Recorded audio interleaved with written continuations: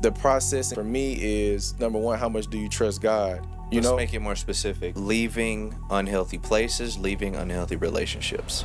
Well, that would actually be, I feel like, more sinful to stay in it.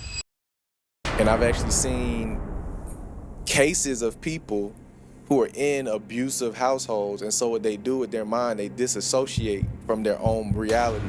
So that's how you can get multiple personality disorder, is they'll dissociate from what's actually going on and become another person, so that the person that's experiencing all this pain isn't really them. If my girlfriend was like, I'm gonna leave, and my first response was, if you leave, this is gonna happen to you, or you're not gonna find nobody as good as me, or if somebody is using fear-based tactics to keep you in a place, that should be a number one red flag that you probably shouldn't be there.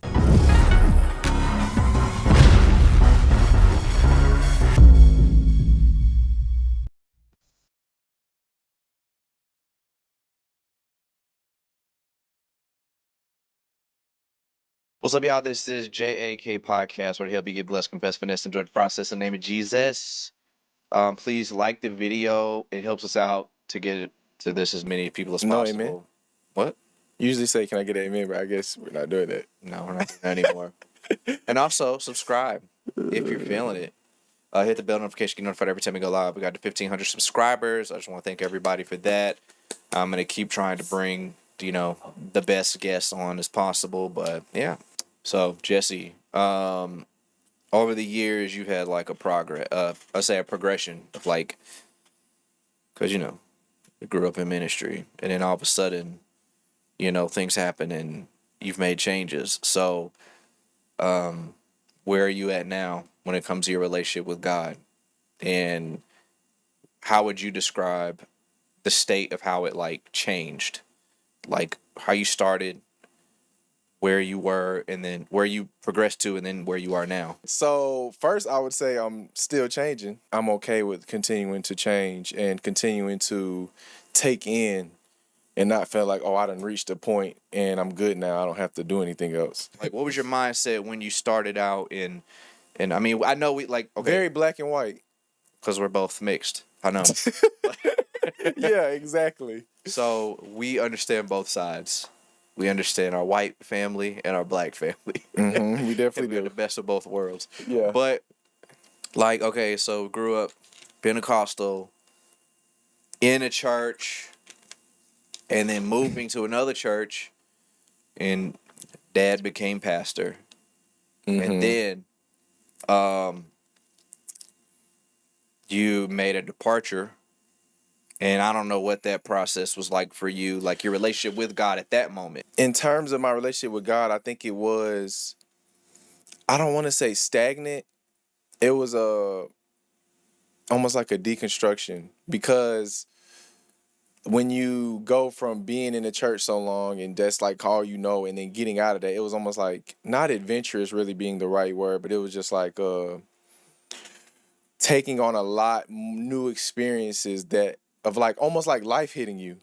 It's almost like being a child under your parents and under this system, under this religion, under this ways of thinking, and all of that, just like being under that. And then, okay, I'm going to college, and then it's like, oh, this isn't everywhere.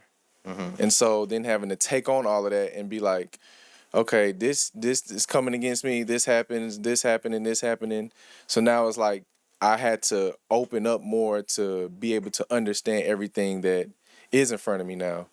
And I think that's just been the biggest process of getting out from underneath the shell, I would say, I guess, and then being in an environment, new environments. That's why I said kind of adventurous, because it's just like, whoa, all this is new to me. And that's why I said the black and white, because it's like I went from black and white to being like, hold on, some of this is still black and white, but some of this is gray, and some of this is this, and like a lot of different shades, and just trying to better myself and better understand the world around me and how I see it. Like, I didn't see anything coming from, like, when you had some type of spiritual experience, and then, so I, like, in my mind, I'm trying to think, because I don't think you showed like what you were thinking, but it seemed from my perspective, I didn't really see Like something drastic at one time. something drastic. It was just like you just made changes, and like me, like if I make a change, I'm talking to everybody to make sure, like, yo, I need to know what's going. I mean, you were super young, so that's why I'm trying to figure out like where was your mindset at So that I moment. think the reason that it wasn't drastic to you or even to people that I grew up with is because I wasn't around as much. So it was more of seeing. Well, I guess then if that was the case too, I guess it would be more drastic because it would be like a whoa, where did this come from? But I think for me it wasn't drastic, and I can look back in my life and be like, I don't remember it. I don't never remember it being like a this is what did it for me, you know? Like yeah, I could say some things, but I feel like it was just the progression of continuously learning and implementing and understanding and just like over time. So I don't think it was ever drastic. And I think just from college to playing basketball, my coach, because I went to a Christian school and my coach was a Christian, and he was just big on the Bible, but also big on reality of life. And I felt like that kind of started exposing me. Then being a psych major and have like literally some of our professors were literally therapists. Mm. So I'm getting all of this Bible because I'm at a Bible school, but I'm also getting all of this counseling, therapy, like type of talk. Mm. And so that was like the merge of it, and it was fascinating to me. And then just getting out of that and constantly seeing people in life struggle in all these different areas that I'm first of all interested in, but then I'm learning about. And so it just continued to make me want to know more to get to some of the root causes and to get to some understandings of people and myself. And so I think that's how I'm even where I am today of the person I am is because of all of the things that just like have happened and the knowledge and different pastors that I've done listened to and just the whole thing. If I had to put it on a timeline, it was like you were very heavy into what you grew up doing, and then there was like I guess people didn't see you active in ministry, and then it picked up to where people may not agree with what you're doing, but they know you're doing something. There's always a God in the front of um, Jesse's representation, to where it's like it was like a up, maybe not down per se, like as a negative, but like a we don't see you And I think, in the spirit, and then in ministry, and then boom, it's like now you making posts about God, and now there's a heavy desire and for it's just like, ministry. whoa.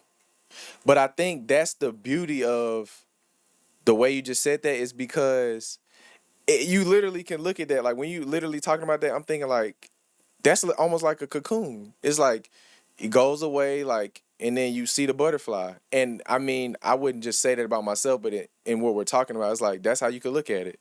Like he kind of went away, or I kind of went away, and it's like I'm just doing all of this, but I'm not out there yet because number one, I'm deconstructing, and like I was talking about the black and white, I'm learning all of this new stuff. So it's like I don't have the full, and I still don't today. I'm still learning, but at that time I didn't have the understanding enough to be presenting it necessarily. And so then as I started to really like, oh wait, this is true, this does work, this, then it's like, and then it's gripped on my heart so much that it's like I want to share this.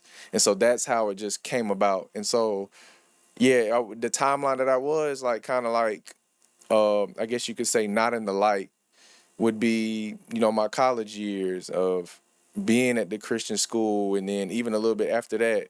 But really, I would say I think college took up the majority of that because even before Carver, even when I wasn't at the Bible school, I was at another school, and we had two pastors that we would go to at that school. So I think just that whole timeline of being in college was really like a cocoon for me. Now, this isn't even a church thing. This is just anywhere. Like Hmm. you're in this place. If you leave this place, the worst things could happen to you. You could open the door to where if you leave, you may not be able to find your way back into the door. But also, you may find out that whatever is on the other side of the door was the best thing that you've ever experienced and changed your life forever. So, like, how do you process that? And, like, how should other people process that heavy decision? Because it's like, I always think about The Little Mermaid. Like, we don't know what's up above the ocean. People are saying it's evil people up there. Once you leave this area right here, you're not going to be able to get back to us. They're going to corrupt you. It's like even in Jehovah's Witnesses in the Kingdom Mm. Hall, it's like if you leave the Kingdom Hall to go visit another church, you're going to have an evil seed planted in you. Even the fact to where I've had conversations with them, they won't allow me to. Now, some of them, but a lot of them won't even allow me to speak my own views because they're saying, no, no, no, no, we're the teachers. Because if we allow you to teach us, you're going to plant an evil seed in us. Mm. So, how do you process decisions like that, knowing the danger or freedom? You know what's funny? My first thought was that I can't really take credit for that because I wasn't in my mind necessarily thinking like I wasn't necessarily thinking of, oh, it's so much to like, and I wasn't necessarily thinking of that. It was just I knew that it was something that I wanted to do, but with what you saying, that it just makes me think of what's that story in the Bible of not the is it the it's not the prodigal son. It's it might be. I'm pretty sure you can help me with it. Uh he was with it was him and his brother and he left or whatever and went and sold off all his dad's I think that treasures. is the. It is the prodigal I son? think so. Yeah, okay. But that's what it kind of reminds me of in an instance because it's like you leave from underneath the shell, right? When they're saying that you don't leave because I don't even know if you ever seen Moana. It's kind of the same, I guess. They told her Silo, Apple Silo, TV, Silo, exactly. All of these different shows and things of the person, and it's a fear-based yeah. thing that if you Even leave, Severance. That was kind of the same deal. Severance, yeah, exactly. All of these shows, and if you leave, all these evil things are gonna happen. I think one that is a possibility. That's one. Like it could be the truth, and you could get in things or whatever, and bad stuff could happen. I think that the processing thing for me is number one, how much do you trust God that He will lead you? You know, you might go through the mess and you might, whatever, you might learn something. I think it's better to definitely learn from teaching than it is from experience. You know, I would say that because then you lose time or you might go through traumatic experiences, all of these different things. But I think you do have to trust God that I believe that what I'm doing is faith led by God. That's number one. Because it wasn't like I was doing anything evil. I was just going to college. You know, and so I think that's the process you have to look at is like what I'm doing really wrong. You know, like is it a sin? Like and that can help a little bit too. I think if you're making a risky decision, that's more when it comes to the discernment side. And I wouldn't even say it was necessarily wrong. And it's like, can you do that and still mess up and come back if it is wrong? You know? And so I think that's how I process that is if you're choosing to do something risky and you're thinking about moving out of a state or you're thinking about getting out from the house or all these different things, that's not sinful, you Let's know? make it more specific. Leaving unhealthy places, leaving unhealthy relationships. Well, that would actually be, I feel like, more sinful to stay in it. I think that if you're in an unhealthy, if you're able to leave, some people aren't able to leave their unhealthy environments. You know, like if you live in a house and there's things going on, that can be really rough. And I've actually seen cases of people who are in abusive households, and so what they do with their mind, they disassociate from their own reality. So that's how you get multiple personality disorder. Is Mm. they'll dissociate from what's actually going on and become another person so that the person that's experiencing all this pain isn't really them. And the brain is it's crazy how the brain can do that. But that's how they'll have like multiple and they'll split because it's like they'll go to another place in their head so they don't experience that. If you're able, right? So let's just say we're able to leave. I think the biggest thing that people are missing is just courage. And it's hard to leave. It's hard to leave relationships that are toxic. It's hard to leave environments that are toxic because we get so comfortable and accustomed to what we're around and what we're in. And a lot of times we even can settle and think that there's nothing better out there. And that can be a lot of factors like my age, or I've been here so long, or this is all I know, or the places that I go probably don't have what I need, or the relationship that may be out there may not have what I need because this person I'm with is so beautiful. It won't find nobody else as Or beautiful. the pain of letting other people down. I feel like that might be the most hurtful That one. can definitely be big. That's a lot of guilt that you feel, even though the question is, are you actually wrong?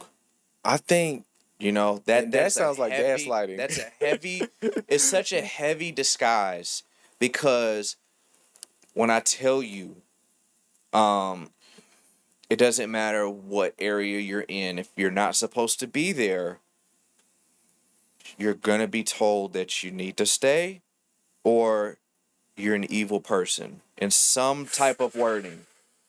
Maybe not that exact wording, but if you leave, you're an evil person, or you're going to be destroyed, or anything, something like that. There's a bad Some type of consequence manipulation. if you leave, and this could be a job. If you leave, you're not going to be able to find a better place to work. This is going to go on your. I mean, most times it's not the job, but that's just an So example. even with you saying that, my first thought is, if you're thinking about leaving, like I'm in a relationship, if my girlfriend was like, I'm gonna leave, and my first response was, if you leave, this is gonna happen to you, or you're not gonna find nobody as good as me, or if somebody is using fear-based tactics to keep you in a place, that should be a number one red flag that you probably shouldn't be there. If I'm my relationship now, if my girlfriend was like, I want to leave, yes, it's gonna hurt me, but my first response is not gonna be to control her and to use fear-based manipulation. Mm-hmm. I'm like, we're gonna let's talk about it. Is there something that can change? That's number one. Yeah. If they're not willing to have open discussions on what's going on to make like why you're feeling that way, that's probably a red flag. So I think people have to start looking at not of what they're saying necessarily, like of what the things that are going to happen, but how they respond to your fears or your pain or the things that you're going through, that you're like, this doesn't fit right with me. This doesn't Yeah. sit right And with it me. can be disguised with a really nice tone too. Yeah. But either So, way, it's like if you're using fear or anything like that to try to make me stay, that's probably a sign that you are around people that are manipulative. And that can be, and I can see how I done been in situations like that. So I know how that works. But it's like you have to look at what are they, number one, what's the fruit of this place? Am I even growing here? In relationships, yes, you're gonna go through things, but you have to look at, is this relationship producing good things in me? Yeah, you go through hardships, but even through the hardships, is this hardship producing in me? I give you an example. If you're going through something with your partner, right? One of you are gonna hurt each other. It's gonna happen. Through that difficult time, though, what could be growing in you is forgiveness, right? And this doesn't, and let me just go ahead and say this: forgiveness does not mean always that you allow them back in. Sometimes it can. It just depends on, and I think Dr. Henry Cloud says this. He says if the reason that you left them, if the reason that you left them, if the reason is still there that you left, don't go back. So just because you forgive doesn't mean, oh, I'm gonna let you back in. It just means I'm gonna release you. But I think that a good relationship, or just relationships in general, one of y'all gonna get hurt. Both of y'all gonna get hurt.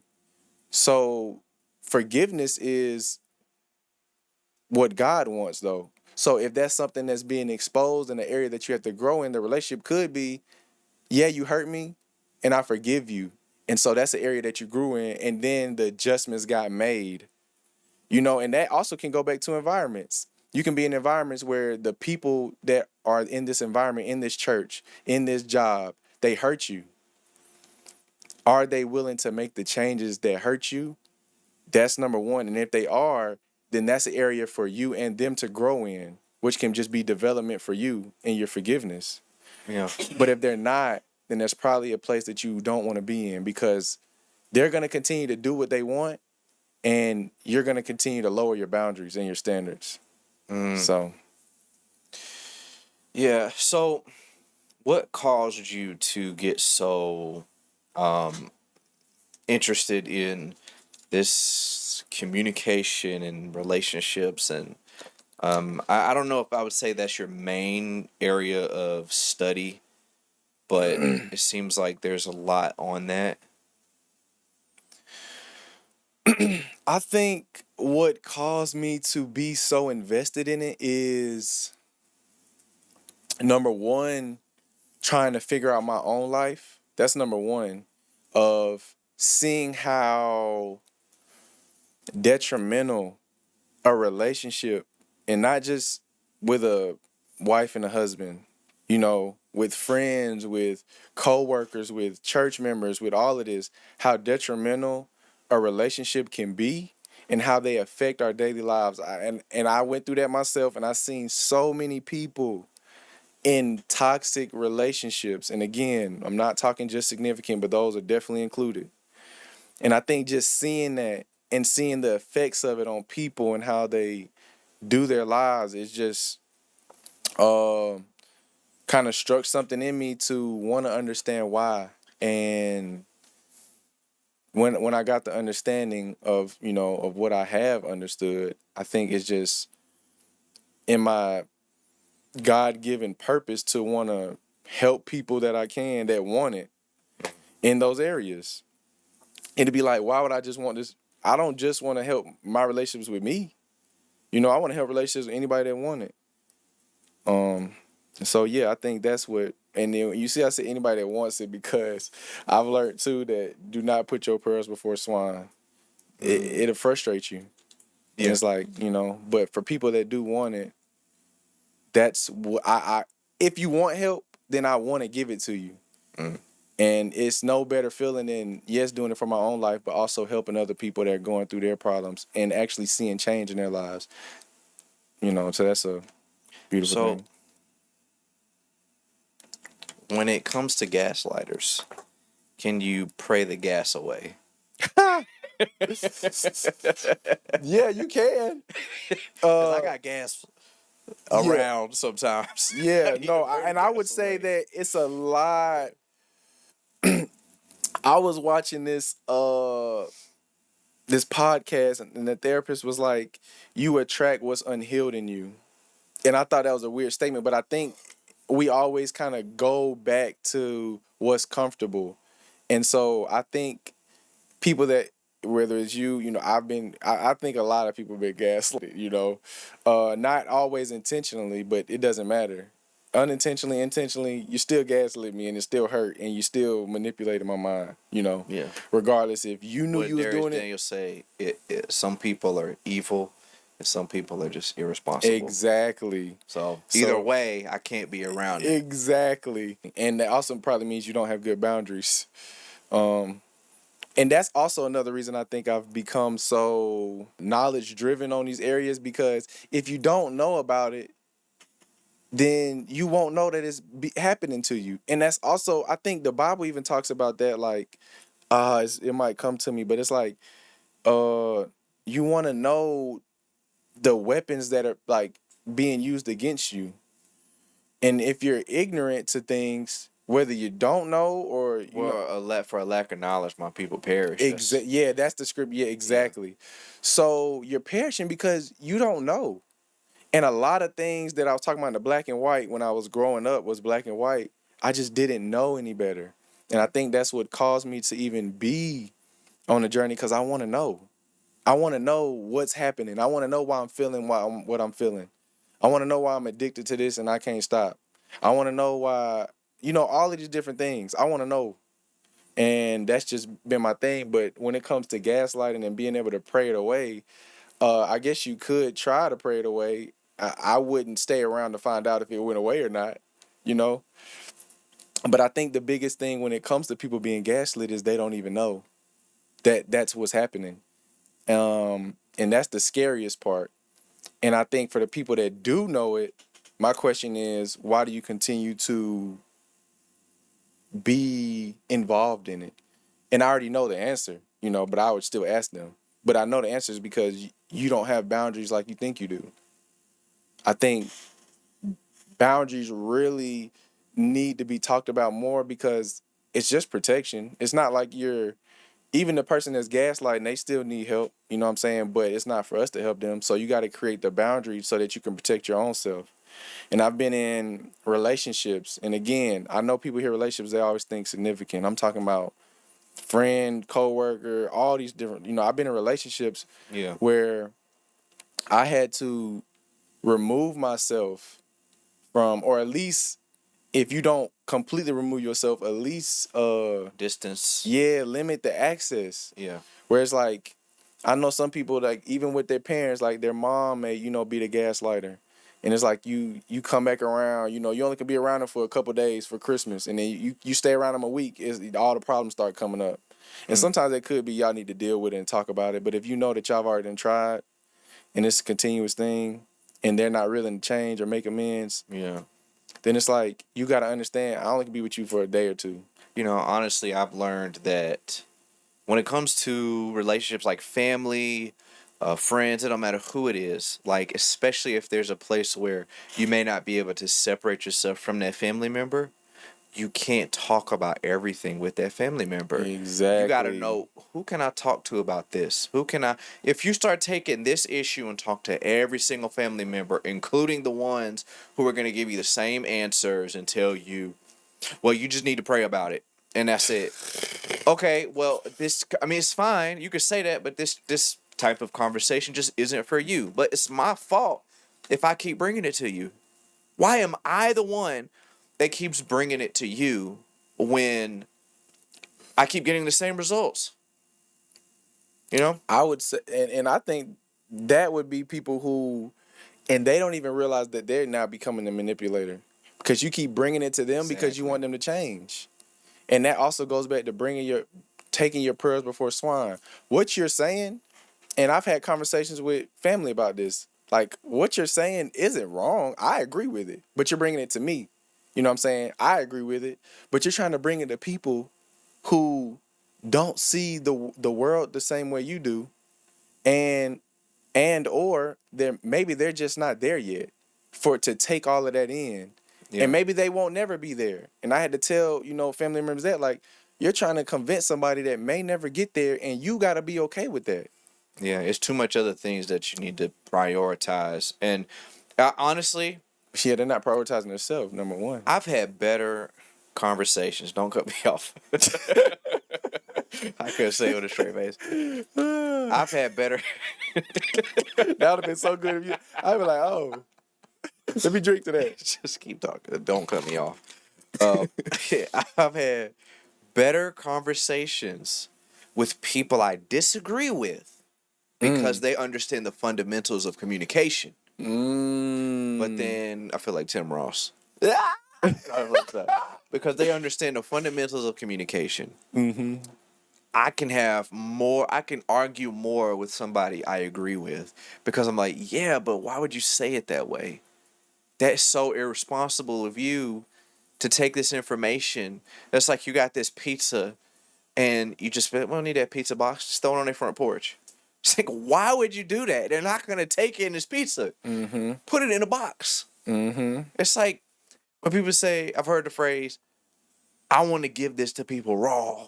I say no, because people don't eat raw food. They eat food that's cooked. So you have to. Delivery is very important. And Proverbs tells you that it's the glory of what.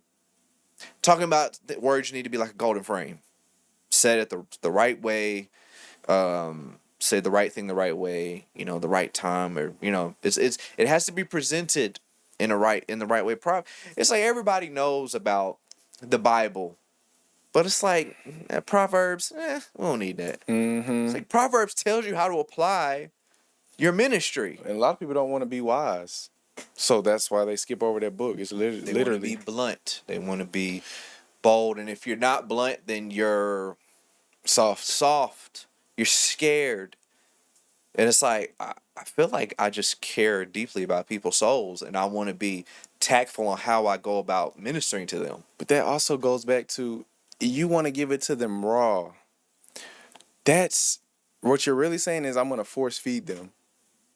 Like, that's what you're getting at. Yeah. Whether they want it or not. And that's the case, and I continue to bring this up, but that means you're putting your pearls before swine. Why would you want to force feed anybody that don't really want to eat? That doesn't make any sense. That's why I say I want to help people that want to be helped, because it's too frustrating for me to continue to try to give you all this stuff and you don't want to take it. At that point, I'm becoming the manipulator. I'm trying to control you. I don't want to control anybody, because the only person I can control is me. And I will clarify and say, like, I know the mindset and the intentions behind people that, like, if I say I want to give them the raw, unadulterated truth, I do feel like the intentions are good. But even though they're not thinking about, no, I wasn't saying that I was going to just give it to them any type of way. But when you say statements like that, it kind of insinuates that the delivery is not going to be presented right. Like, who cares about me trying to think about how to say it to you? I'm just saying the truth. I'm not tickling your ears. So that now it turns into either I give you the truth, boom, right in your face, or I'm going to water down the truth and lie to you. When it's like, wait a minute, can't you just give them the balance? Can't you?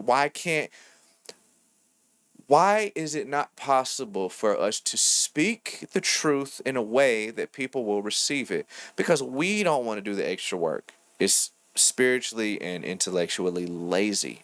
Because we don't want to study. If you don't understand what I'm saying, then that means you haven't studied enough. But this is the person you're teaching.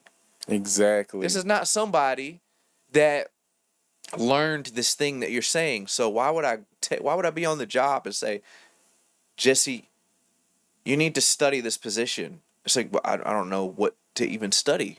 I have no idea how to study. Show me how to study. Take me step by step. If you've never taken me, and this is the problem.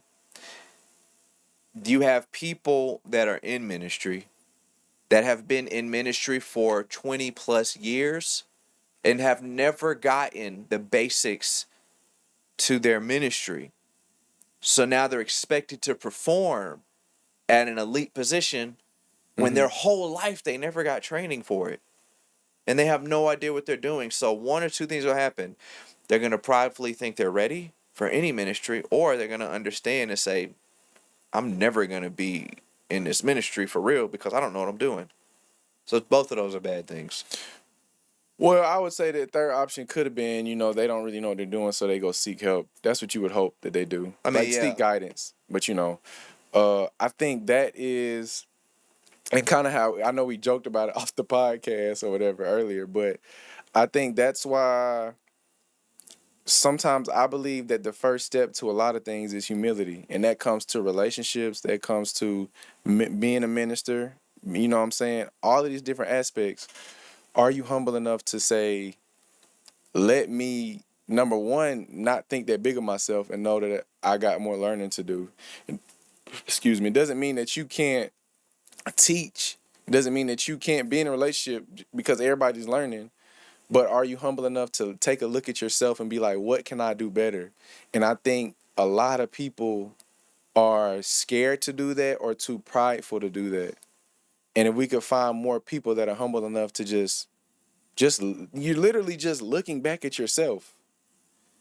And that's why a lot of people that are in these elitism like roles or in relationships where they're abusive, and whether it's physical or mentally, and you don't want to listen to your partner, is usually because you're not humble enough to even look back at yourself, and you don't want nobody else around you to question you, because questioning you is somehow diminishing your identity.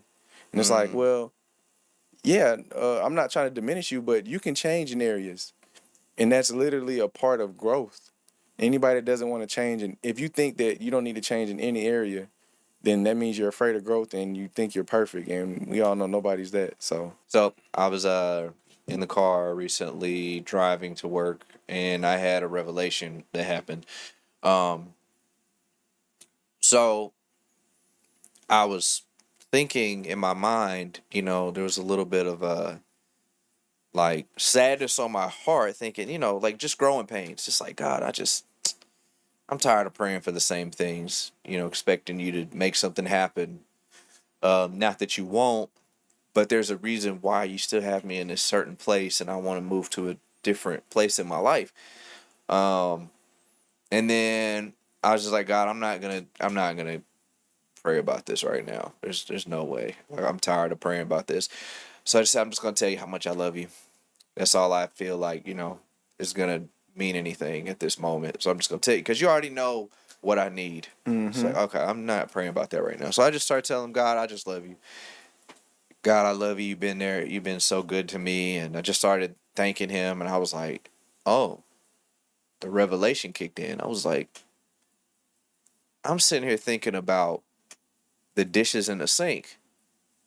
And God's telling me, Ashley, I fixed up and cleaned your whole entire house. And that was dope. you serious? That was You gotta switch the angle now, because it's gonna be off. Like, switch the angle now. But go ahead. you can switch it back after you switch it and I talk. Yeah, you do that again, you're fired. Not getting paid anything. So, like, you're worried about that.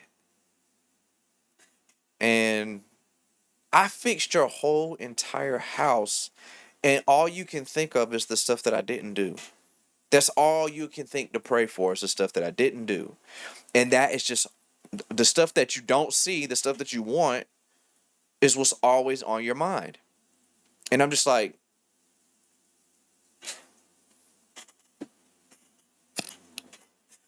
what is her issue? she's thinking about. Uh, Um, so, anyways, I've been wanting God to speak to me for a very long time. I feel like it's been years. I just like, God, I cannot hear you. I don't know what you want to tell me. I don't know what you're saying. I'm just like, I'm just going day by day. I'm like, I know God is real, but goodness, it feels like he's not. Um, so then that happened. That one little piece of information. It's like God's just sitting there like, okay, Ashley, you're flying the plane. You keep talking back to me like, God, hey, hopefully you can see me flying and you can tell me which way to go. You can direct me. Am I going the right direction? Can you please tell me how to get to my next destination? Please. I'm like, you know what? I've never complimented God on how good he flies the plane. It's like, Lord, you're good, man. You really know how to fly this thing. You really know how to, like, the way you made it. It's like, oh, you think you like the way I fly the plane, huh? Well, let me fly it then. mm. It's like, oh, okay. So this whole, it's like you already know this information, Mm-hmm. but when you say God is good, it's more of in the motion of things, and it's not like you're actually like in a relationship. If your girl is fixing up the whole house, and it might be some dishes. Let's say the dish has been in there for 3 days. You're just like, babe, we got to get these dishes, please. She's gonna be like, I mean, I'll get the dishes, but geez, like, you didn't even. I've done so much around the house. I haven't had time to get dishes, but you didn't even notice it. So that's basically what God is doing for us. He has been blessing us so we don't even care to think about. We overlook so much how much God has done for us. And God inhabits our praises. Mm-hmm. When we praise God, he's like, oh, I'm there. You can feel me now. You can hear me now. You can't hear anything that God is saying if you're not praising him for what he has done. God's Mm. just like, hey, because if I keep blessing you, the direction you're going, you're going to keep looking for that next thing. And it's going to be like, I'm not your God. So it's not even a God is, I mean, God, it does say God is a jealous God. But that's not even really the thing. I mean, that's part of the reason why God is like not speaking to people, but they don't understand. Like, I'm not speaking to you because when I do, you act like it's nothing. Mm. Not even like, oh God, I heard you. Oh, thank God. Yeah, but like I spoke to you. Like you're not thanking me enough for what that word planted in your life, the tree that it grew. You didn't really water it. You didn't take care of it. You just thanked me in that moment. We have heat of the moment praise. We don't have long-term growth praise. We don't water the blessing. We don't give sunlight to the blessing. We're like, thank God I got over that hump. Now back to my life. Mm. Mm. So that's what God was showing me, and that's what I was doing. So that's why I didn't realize like how good my life was for real. I'm always thinking like, oh, I'm in this cycle. Oh, I can't get past this. And we're like trying to stop sinning by ourselves because we're thinking about, well, I need to stop sinning. It's like, dude, if that's your mindset, you're never going to get out of it. Or you're going to be in a cycle of constantly trying to like if you think about, I forget what it's called, but you're gonna constantly have to like, if there's water coming out of this hole, you gotta close that, and then water's gonna bust out the other side. You gotta close. You're gonna be constantly trying to do that with your sin, and you might be able to do that till you die, but you're still gonna be messed up on the inside, or the water's gonna spew out everywhere. You have to be in a place where you can like, all right, let me just call the mechanic. Let me just call God so he can fix this thing. Because and people think, this is a funny part. People think like, yeah, but if you think like that, you're kind of just letting your sin do what it wants to. No, it's understanding that I can't fix it. Mm.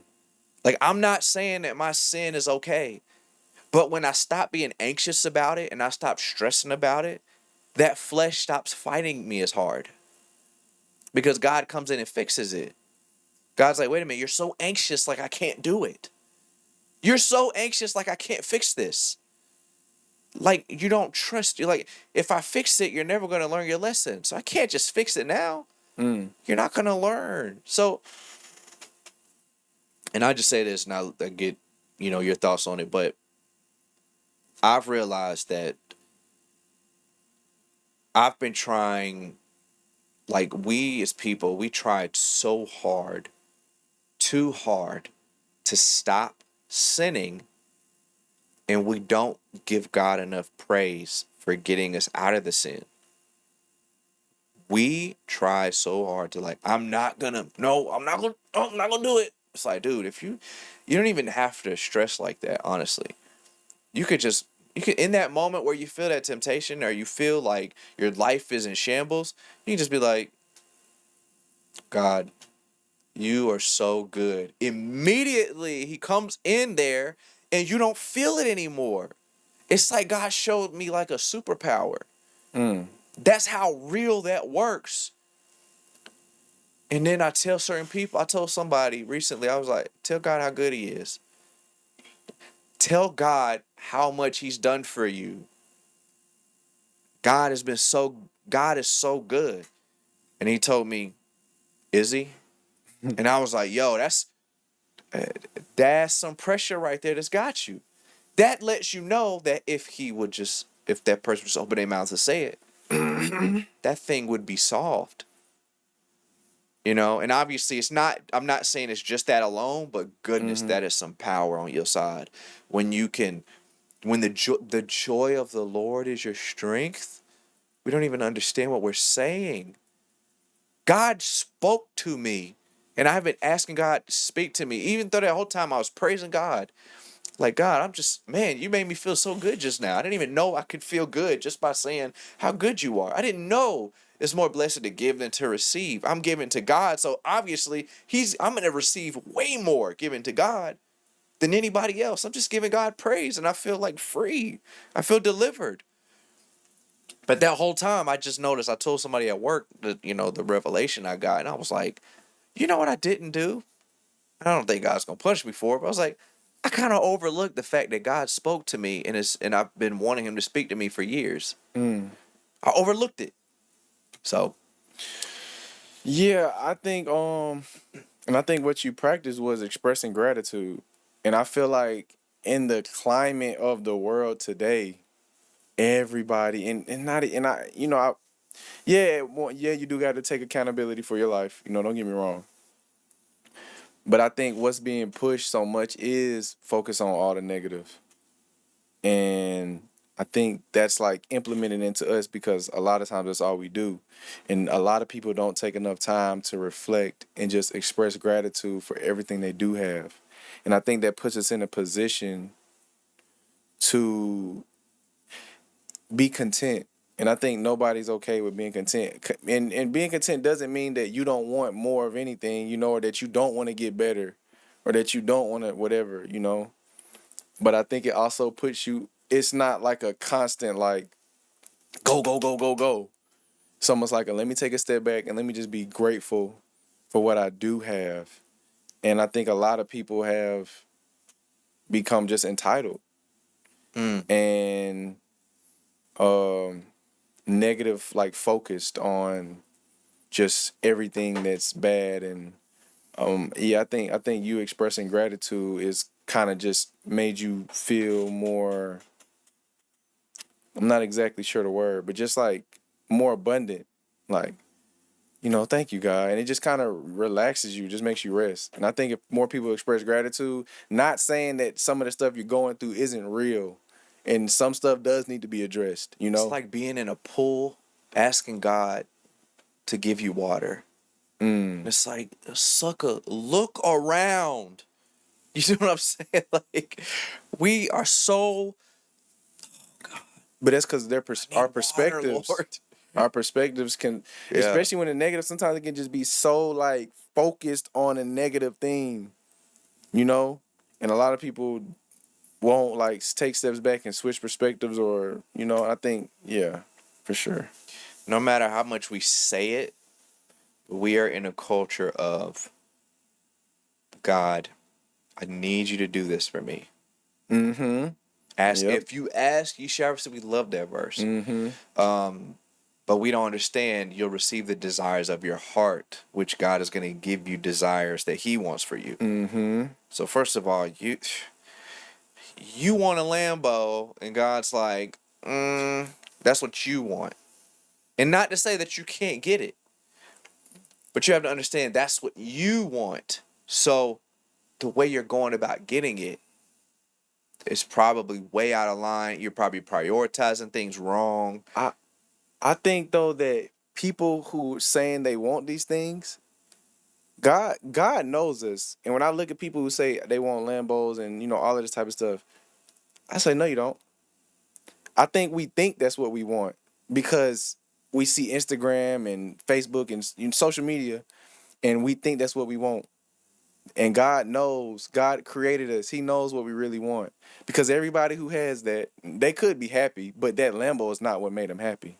The big house isn't what made them happy. Yeah. And so I think people who say that's what they want or they want an abundance of money, not saying that money is bad. I definitely don't believe that. But if that's all you're fixated on, it's like, that's not even what you really want. And it's not going to make them happy. I mean, we all, on some level, we all experience that principle of like getting something. It looks nice to everybody else, but to us it looks old. Like that's just life. I think I think it's people out there who, genuinely they might want that, to an extent. Like maybe their parents grew up and they all had Lambos and it's like, oh, I want a Lambo but either Yeah. way, you're still resonating it with a family dynamic. I think for the majority, people want security. I think that's number one. And I think if all you really do want is a Lambo, I think you just want to feel more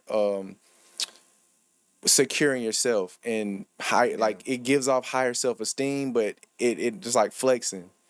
And so I think people who want all these things, it's like they really just want to flex at the end of the day.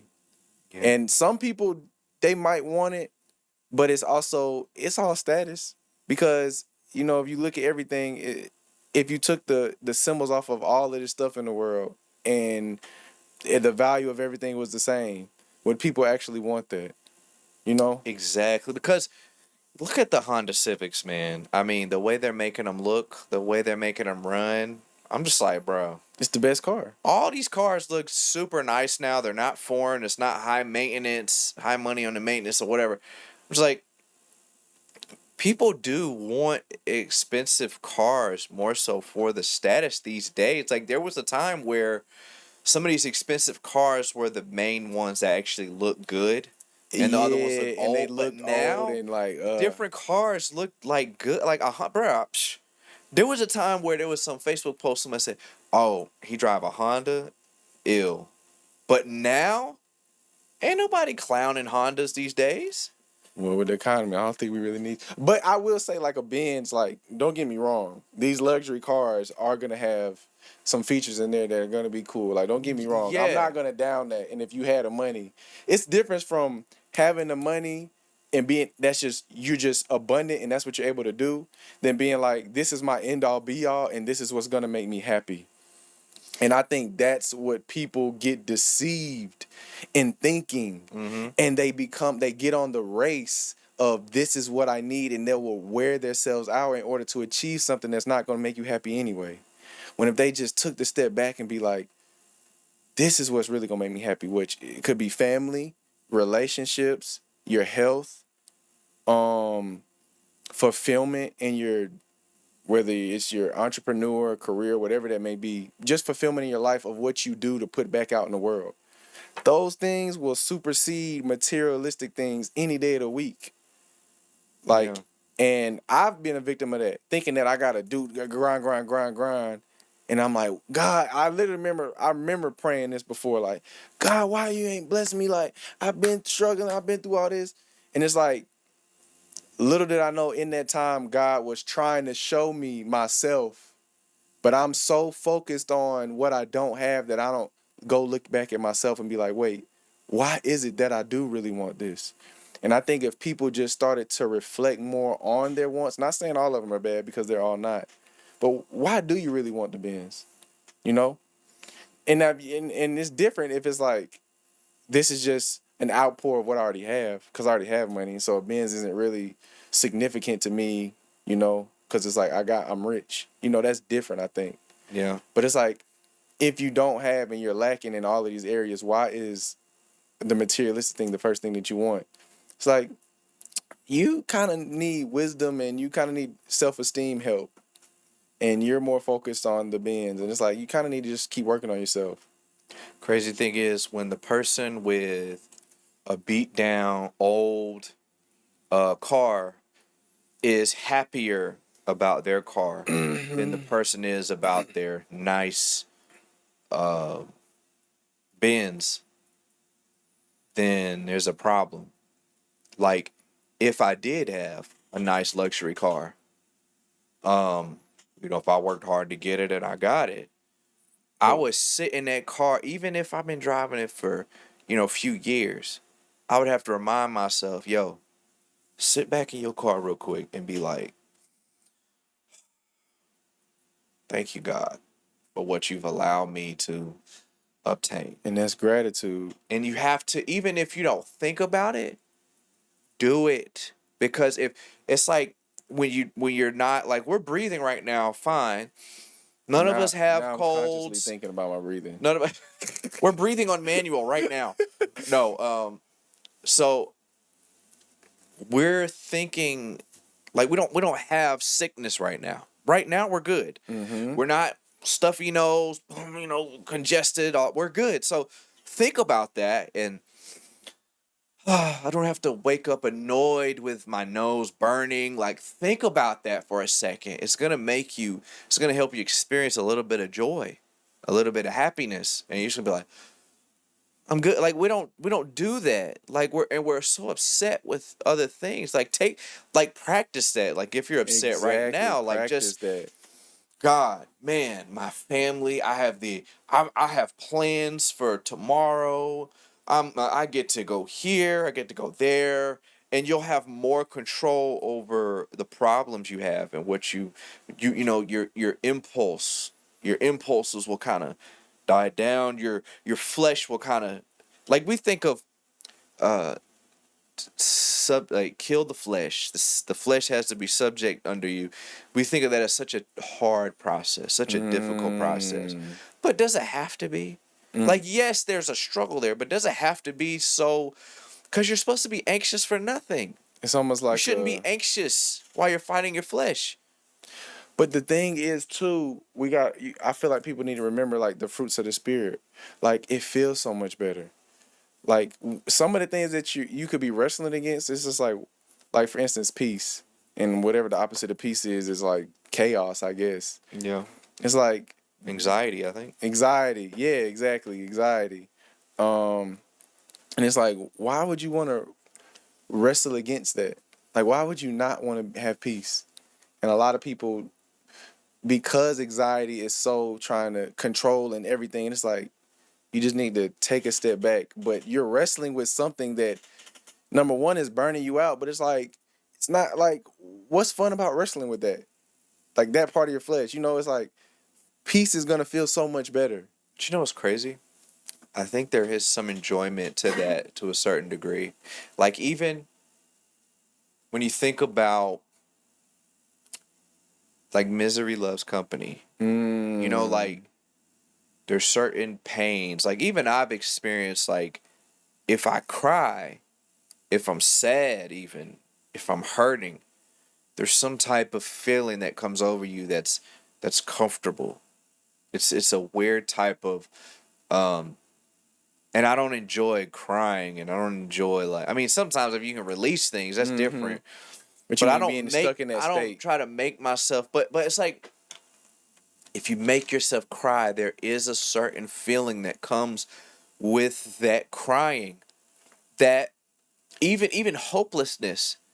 It's like, I don't know if that's like God bringing you comfort, or maybe it's like a natural thing that's I try to understand it, because there's something about people where they desire misery.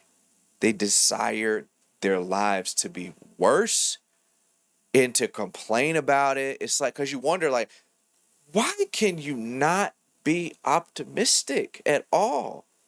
It's hard. Such a pessimistic way of being. I don't feel like I've ever really been like that. Like, maybe certain moments in my life, but like to be that type of person all the time, I do not understand how somebody could. And I don't think it's just as simple as a choice, just from what it looks like. It could be, because I know people just choose bad things, but it seems like, you know, therapy is necessary, or something. Um, Maybe there's like a mental imbalance. I don't know. I try to figure it out. I'm sure it could be a lot of things. I'm not sure of all of the complications with it, but I do think it feels better because it's easier. It's hard to it's hard to take accountability. It's hard for people to look in the mirror and say, I've got to do better. And it's easy to just like be in that state and blame shift or just be like, oh, there's nothing I can do because it takes no accountability. And I think the world today is okay with blaming everybody and not taking any type of accountability. It's so much easier. And I can say that for myself because I've been in a situation where it's just like, it's easy just to push this on that person and say it's their fault, you know? But I think when you get to a point where it's like, that no growth can come out of that, then it's like, it's only in one other option. And it is to look at yourself in the mirror and be like, I've got to do better at this. Whether it's the war within your mind, which it's always probably going to be, or just like adjustments that need to be made, or sometimes it's friends that need to get cut off, or like it's so many symptoms, of whatever it could be or the root cause. But I think just that first step of taking accountability can be really frightening because of the change that might be required. So Yeah. How do you have that balance between knowing that you are right and standing on it and considering what other people have to say? Oh, that's a good one. I think that can be difficult. Um, I think if you can't do it for yourself, right? Like you're in a position where it's like you're not sure and you're trying to hear the other person out, but you feel like you're right. I think number one is to get some type of outside uh, counseling or even advice, but from a trusted source, not just anybody. 'Cause you end up getting bad advice and then you be stuck. But I think that's also why you have to do research and start looking into like the fruit of the situation. Like, why do I feel uneasy about this? Why am I trying to talk to this person about this certain issue or about these issues? Like, what is really going on Yeah. within me and within this situation? And that's how you have to start digging through, like, to get to the root cause of things. And that's why, outside trusted source can help, because they're looking from the outside and they can see through all of it faster, because you got all these feelings and all these different things attached. It can be Yeah. hard to put all that down. um but I think you gotta trust, not your gut necessarily, but trust the Bible in terms of things like, is this an environment of peace, is this an environment of joy, like just different things. Is this growing me? And I think that that can be an important question to ask. But even the fact that you're willing to look out past your own perspective, I feel like if you're not willing to do that, then you're just probably wrong. For the most part, Exactly. like you're not even willing to consider that. The ability to consider is such a strong, just such a gift, because Shows you're not one-sided. yeah, and it's like you don't have to agree with the person, but the ability to just, cause like I don't want anybody to just agree with me in my friend group, anything. Exactly. I don't want that at all. If you Exactly. just, yeah, actually you're right. No, you're fake. Like, Yeah, no, I feel you. say, I don't agree with you, but I want to know why you think that way.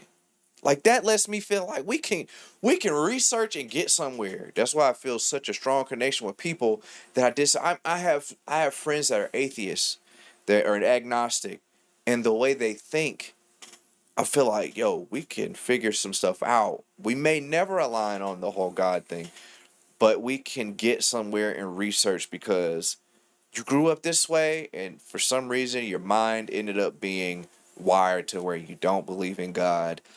Obviously, I think there's some things that they're just not considering for real, but we can discuss things without.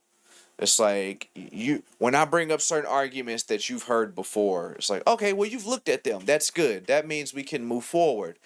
It doesn't have to be well, there's no proof in God. If you hear a tree fall in the woods, it doesn't make a sense. It's like, okay, we've heard. That's some basic stuff. Like, are we actually looking into it? You'll hear preachers say, well, if they don't know, then it's hid from them that are lost. Again, the verse was in the Bible for a reason, and it's very spiritually, intellectually lazy to throw that in every single conversation just because you don't want to consider what the other person has to say. Like, I had a conversation with someone of a different religion.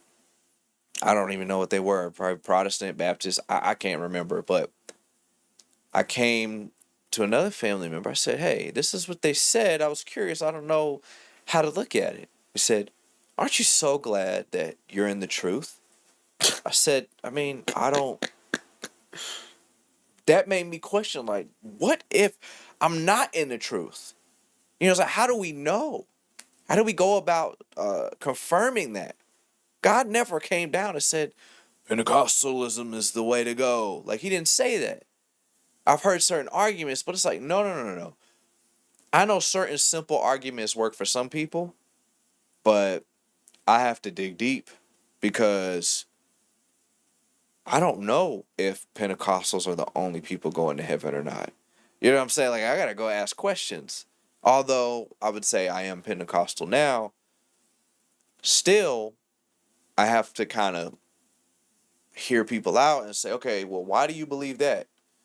You know, maybe you're not just hiding from the truth. Maybe there's more to it.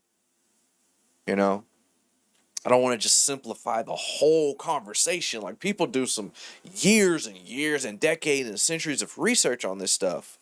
So to just dismiss all of that and just say, I got the answer. I've been here for 20 or 30 years. I got the answer. It's like, And again, that just bro, goes to like that's easier to do that. yeah, Like just to be like some people are just okay with living in their reality. And I think it takes a lot of courage and humility to be like, let me look outside of myself. just to that's Not even why that you gotta do it, yeah, just to consider it. that's why it takes so much strength just to say, imagine, like, when I speak to people of other religions, I do imagine myself in their shoes. Mm-hmm. I imagine myself going to their church so I can get rid of the discomfort, because it's a very uncomfortable thing at first to imagine yourself in someone else's religion, someone else's church, agreeing with them. I have to imagine myself preaching their doctrine for just a second. But it's like, no, I would never do that. No, no, no, no, you're not going to plan evils. It's like, that sounds cult-like to me. That's what that sounds like that's creating. Yeah. It's so scary because you don't want to even consider it, because you're afraid that you're just considering something, you're going to become that thing. Yeah, that's a crazy way to look at life, because the fact that they said plant a seed, just because a seed is even, let's just say it is planted. You got the story of when Jesus was talking about all the seeds that fall on all these different type of grounds. Just because a seed does get planted doesn't mean it has to uproot in you.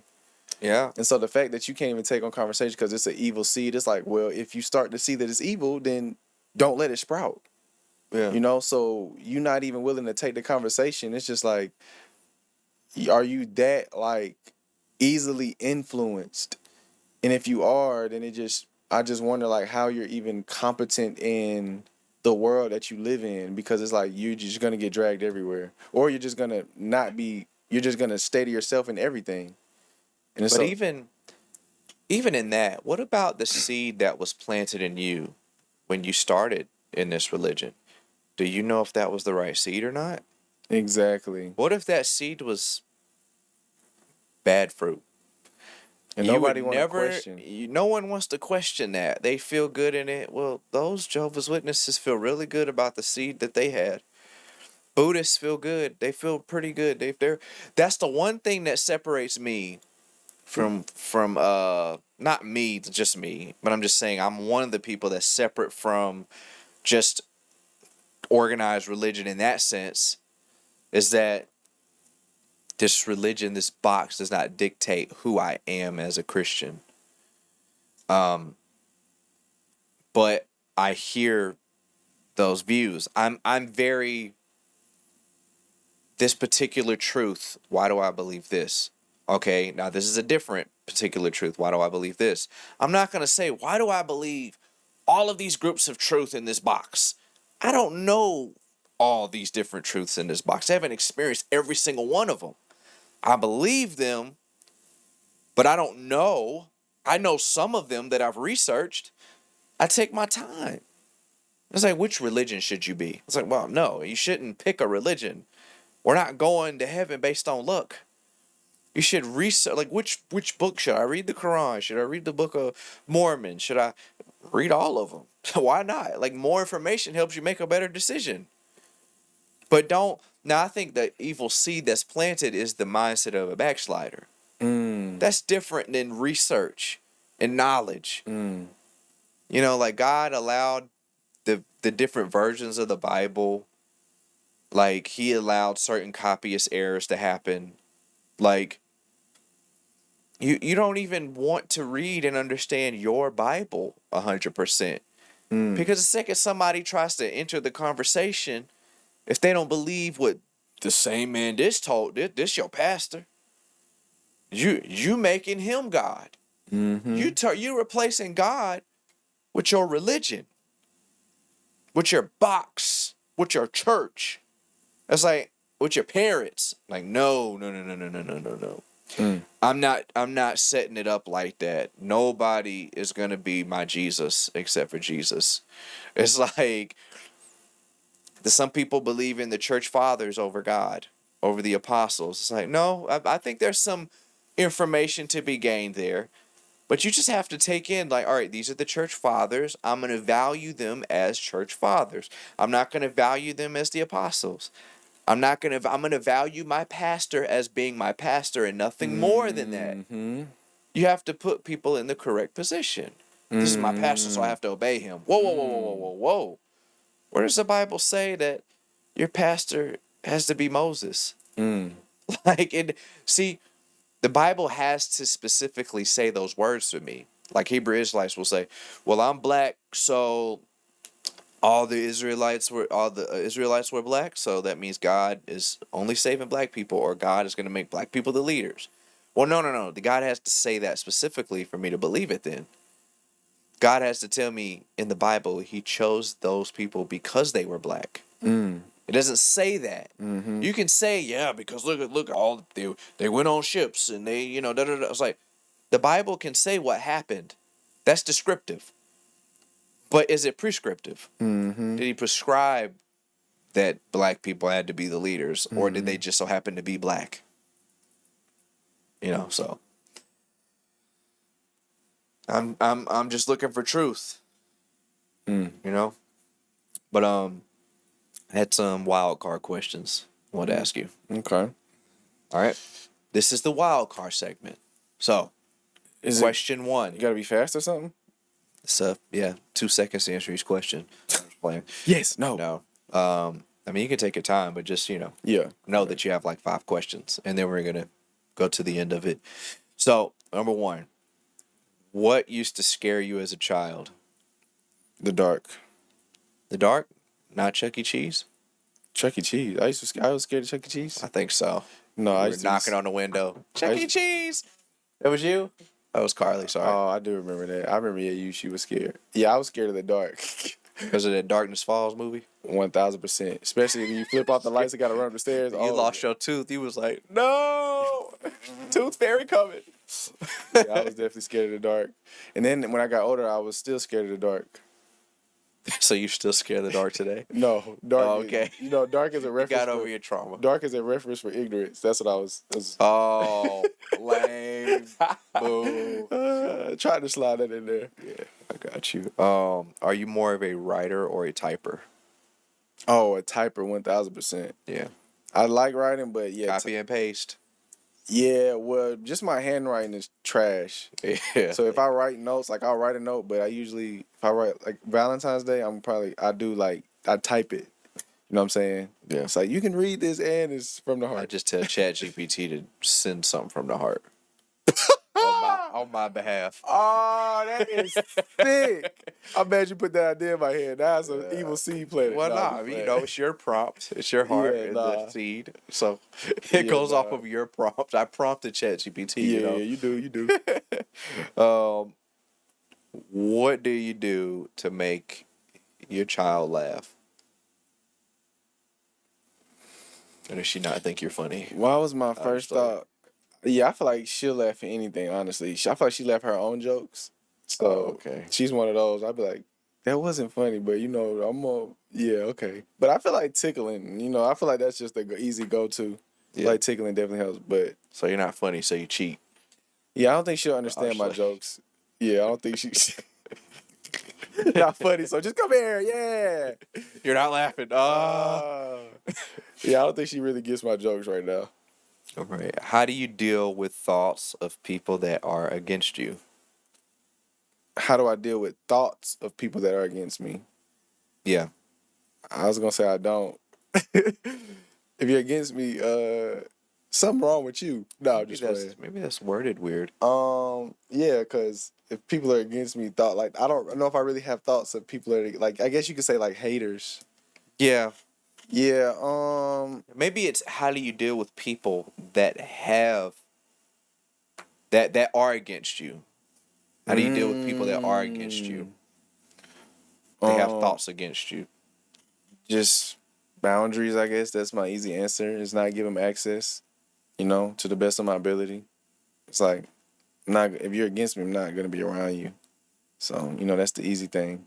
Yeah. So, yeah. And then last question: what are you currently learning? Integrity. And I feel like when people hear integrity, the first thing they think is morality, like being a good or bad person. But I think I'm in this season of my life. Yeah, not sinning when you're in the dark by yourself. Yeah, and that can apply as well. But I think the biggest thing when they say integrity is keeping my word to myself, and that doesn't necessarily mean sin. It could mean, but I think more so personally for me when it comes to integrity is, well, yeah, keep my word with everybody else too, but also I think where I've lacked is keeping my word with myself. And when I say I'm gonna do something, am I actually gonna do it? Yeah. Because I know one of my biggest struggles right now is just my eating habits, and it's like I'll be good for a little bit, but I say I'm gonna do this, or even me learning Spanish, I'm gonna learn Spanish. I'm not keeping my word myself, and I think that's why I don't see the growth in me that I'm still growing, but it's certain areas that it's like I could grow in if I just kept my word with myself. And so having integrity in those areas, I think that's the word for me right now. And before I continue to, oh, let me do this, do that, you know, I feel like I done mastered some things like forgiveness. I think I done mastered that to a good bit, which I know everybody hasn't. But I think integrity and keeping my word is one of my main focuses at this moment. It's interesting. I mean, if we could keep our word to ourselves, To ourselves. we would all be like successful. Yeah. Anybody that could do that is great. But you know what's crazy? At work, there's this guy, just a real buff dude and real in shape. And every time I see him, I'm like, I suck. You know what I mean? It's like I need to do better. Like Comparison is I want to be crazy. on that level. You know what I'm saying? And that is such motivation for me. And I feel like that's the first part of keeping your word to yourself, changing your atmosphere. Because your atmosphere changes you. 1000%. But whatever it takes, though, like if this is my word, then I'm also gonna do the things required to keep it. And so that Yeah. might include changing my atmosphere. It might Exactly. include I'm not gonna stop at this QT on the way home because I already know that it's nothing really. I mean, it might be some healthy options in there. No, probably not. It's probably better to stop at like a Publix or something. But see, it's like a domino effect. Like you fix one thing, but you have to fix it. You can't just fix it and then Exactly. it leans all the way back. Like what? You Exactly. resurrected a dead man, and then you got to kill him again. What? Like your bad habit, like Oh, I the was man like, you used to be. Sorry, I was like, too wait. many analogies in one sentence. I Yeah, got that you. that that what got me. So, and I'm learning it too, but that's something I've been focused on right now. Like I got a gym at the job. I have a gym membership, and I bought some weights. So it's like I'm trying to. Create the environment and Every time I atmosphere. see those weights, I'm like, all right, cool. And then me and Josh are always working out. We're going to work out tomorrow, and having that environment, like really, it's Cause hard it's a because lifestyle. even Shannon on the Shay Shay Club, he was like, your friends will hold you back. Sometimes you got to figure out how to do it yourself. It's good to Mm. have friends around to help you maintain those goals, but sometimes it's hard because like to stay consistent. Like the one thing I've been forced to be consistent with is learning the piano because every Sunday, every Wednesday, it was kind of my routine to do that. Like, how do Mm. you set up an environment where it's your routine? That's the Mm. part that's hard. But the discipline to get up, to just go to church and people expect you to play the piano. It's easy. Yeah, But people don't expect me to go to the gym and eat right. they don't. Nor do they care. They don't care because they're not eating Unless you right. were like, If it exactly. was a part of the requirements, now in UPC it is. I mean, I don't know if it's heavily required, but they want you to fast once a week or once a month, one day. So so it's like especially if you're in ministry, so that type of accountability is So really it could just helpful. be joining a program, like maybe getting a coach. I think some people need Well, I think everybody probably needs a coach in a lot of areas, but I Somebody think that's like, what did you eat today, bro? yeah, like holding you accountable. And I think That's hard a for people to problem do. with They got to get people paid to do is that. we don't want nobody holding us accountable because we know that now we got to be held accountable. We're scared. We're going to run. And I was listening to this podcast the other day. He said an amateur does things when they want to, a professional does it even when they want. And he was talking more in regards. He was like, I'm a professional husband. Like I come home and I do the dishes not because I want to, but I'm a professional husband. And I think that I want to become professional at keeping my word. Like, and it's like, even when I don't want to, I'm still going to keep my word because I love myself and I said I'm going to do this. So I know you don't want to, but we're going to anyway. Mm. And but yeah, that's what I'm trying to implement in my season of life right now. So I honestly feel like you kind of got to do it in a sloppy way because we're so focused on how do I do this the right way? How do I do this the right? And we're yeah, like, you're all this overthinking it, pre-planning. bro. Consistency, do it. And you know what's so crazy? I asked this guy, the guy that I was like, dude, he's really motivating me because I can tell he's got it. I said, so what trainers do you look at? What videos do you look at? He was like, I don't look at nothing. I was like, you ain't never like looked at no podcast? No. He's like, high school. I was working out of high school. I ain't never really looked at no people on how to work out or whatever. I Because it's was really like, simple. bro. And that's why I'm like, it's not really hard. It's just like, what am I looking for? It's just do it. Do something. Grab you some dumbbells. Do it. Like, I know, like, do it is not really that simple, but I'm just saying, like, we're thinking too much about how to perfect it. And it's like, even when you're editing, you don't think about how do I make this video perfect? Like, that stuff you think when the video's done. Yeah, exactly. Just just called it's called the S method, but I call it the throw up method. You throw up and then you clean it up. Sloppy mess. Do it. Get it. Move it. Start moving stuff. Stop chopping. Just stop thinking so much. You can always get that video footage back. It's cool. Cut it up. Get rid of it. All right. Whew, it's done. Now you can make it look pretty. It's done. The hard stuff is over. Make it look good now. Exactly. I think that's the hardest part. Is Get just some muscle on your body. And then start focusing on, I can isolate. Bump trying to isolate I mean, you could do it for fun if it motivates you, but you need some muscle on your body. You don't have your muscle percentages, your muscle mass is very low. Saying get some muscle mass. I think a lot of people know what they need to do. It's just the hard part is doing it. I think a lot of people know I just need to eat better and I need to go to the gym. Yeah. It's really simple. It's just integrity, discipline, all of these different things. Yeah. And I'm not saying that's easy, but we make it so complicated because nobody really wants to do it, but it's really so simple. I think a lot of things really are. Yeah. And it's easier to complicate them and make it seem harder. But it's like really when you peel back a lot of things, it's really simple. So, Yep. Well, Jesse, I appreciate you for coming on. Everybody check out Prophetic Words in the description. You can check out a lot of motivational videos. He spends hours of time looking for the best content to put on the page to motivate you, to help you progress in your spiritual life. I don't know if there was any final statement you wanted to make. nope. Appreciate you having me on. I think it was a good conversation, and I can't wait for hopefully bringing value and things like that to people's lives. So, I definitely enjoyed it. Can't wait to do it again. Yeah, well, all right, guys, like the video on your way out, and also subscribe if you're feeling it. Hit the bell notification, get notified every time we go live. God bless y'all. Jesse, appreciate you for coming on. No explosion. Oh, it's all It's good. gay.